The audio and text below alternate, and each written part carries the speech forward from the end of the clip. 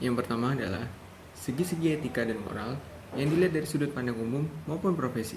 Nah, penerapan aturan etika ini dilakukan untuk mendukung tercapai tujuan profesi akuntan, yaitu bekerja dengan standar profesi yang tinggi, mencapai tingkat kinerja yang diharapkan, dan mencapai tingkat kinerja yang memenuhi persyaratan kepentingan masyarakat. Oleh karena itu, menurut aturan etika IAIKSP, ada 3 kebutuhan dasar yang harus dipenuhi. Yang pertama, kredibilitas akan informasi dan sistem informasi. Kedua, kualitas layanan yang didasarkan pada standar kinerja yang tinggi. Yang ketiga, keyakinan pengguna layanan bahwa adanya kerangka etika profesional dan standar teknis yang mengatur persyaratan-persyaratan layanan yang tidak dapat dikompromi. Nah, setelah segi-segi etika dan moral dibahas, selanjutnya adalah kode etik akuntan serta pelaksanaannya. Yang pertama itu ada tanggung jawab profesi. Yang kedua, ada kepentingan. Lalu, ada integritas. Nah, yang keempat ada objektivitas. Yang kelima ada kerahasiaan. Yang keenam adalah perilaku profesional. Yang ketujuh adalah standar teknis. Yang terakhir adalah kompetensi dan kehati-hatian profesional. Selanjutnya, pelanggaran yang dilakukan auditor.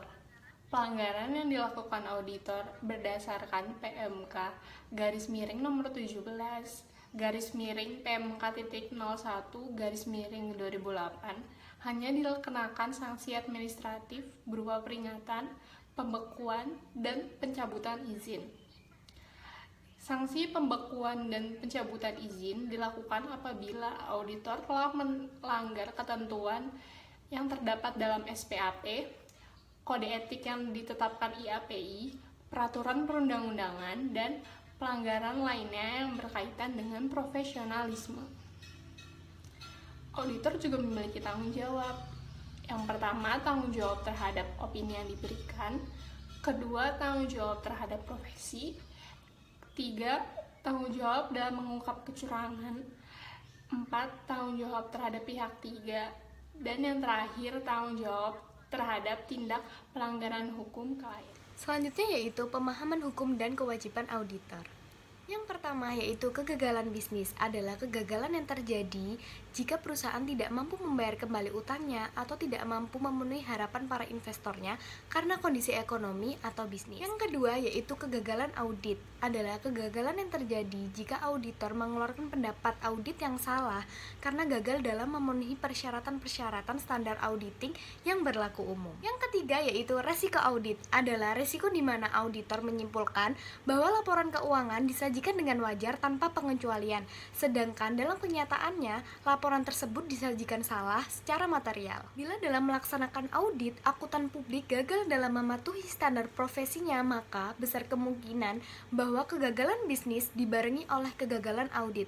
Dalam hal terakhir ini, akuntan publik harus bertanggung jawab. Sebagian besar profesional akuntan setuju bahwa bila suatu audit gagal mengungkapkan kesalahan yang material dan oleh karenanya dikeluarkan jenis pendapat yang salah, maka kantor akuntan publik yang bersangkutan harus diminta tetap mempertahankan kualitas auditnya.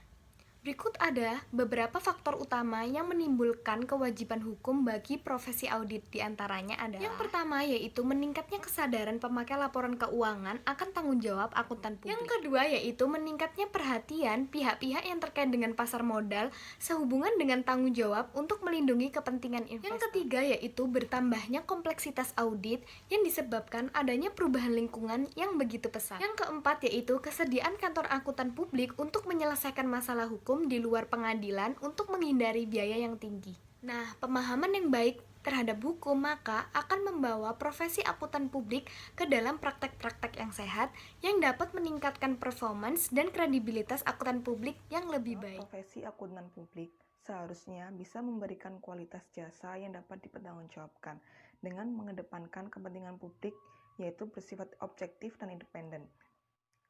Ada beberapa kewajiban hukum auditor apabila adanya tuntutan ke pengadilan. Yang pertama, kewajiban kepada klien, biasanya karena kegagalan untuk melaksanakan tugas audit sesuai dengan yang disepakati. Yang kedua, kewajiban kepada pihak ketiga. Biasanya terjadi kerugian pada pihak penggugat karena mengandalkan laporan keuangan yang menyesatkan.